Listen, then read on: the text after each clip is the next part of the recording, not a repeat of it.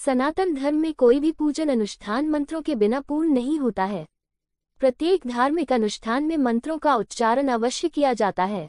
वैदिक काल से ही सनातन धर्म में मंत्र उच्चारण और जाप करने की परंपरा रही है।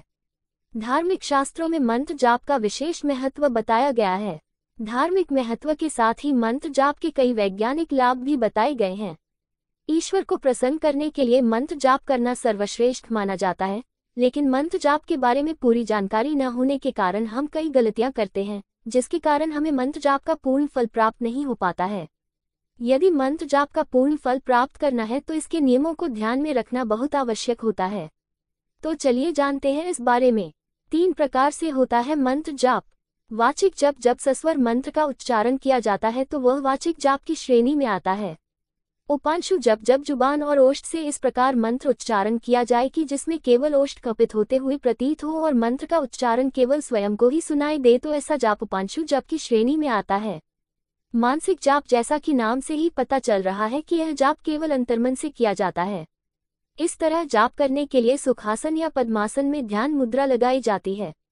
मंत्र जाप करते समय इन नियमों का रखें ध्यान।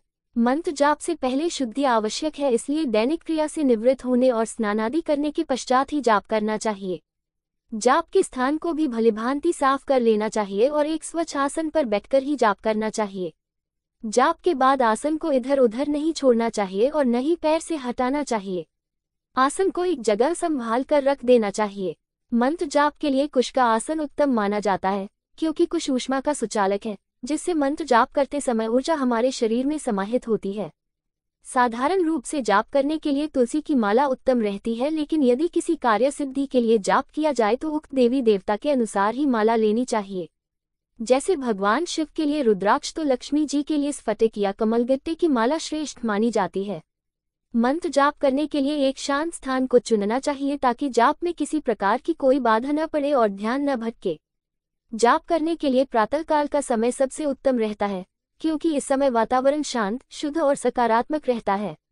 यदि हमेशा जाप करते हैं तो प्रतिदिन एक ही स्थान और एक निश्चित समय पर भी मंत्र जाप करना चाहिए। मंत्र जाप करते समय माला को खुला न रखें। माला सदैव गौमुखी के अंदर ढक कर ही रखनी चाहिए। जाप की माला खरीदते समय भलीभांति देख ले कि उसमें 108 मनके होने चाहिए और हर मनके के बीच में एक गांठ लगी होनी चाहिए, ताकि जाप करते समय संख्या में कोई त्रुटि न हो। जिस देवी देवता का जाप कर रहे हैं उनकी छवि को मन में रखकर जाप करना चाहिए और नित्य कम से कम एक माला का जाप पूर्ण अवश्य करना चाहिए। अगर आपको मेरा ये वीडियो पसंद आया हो तो उसे लाइक, सब्सक्राइब, कमेंट, शेयर जरूर कीजिए।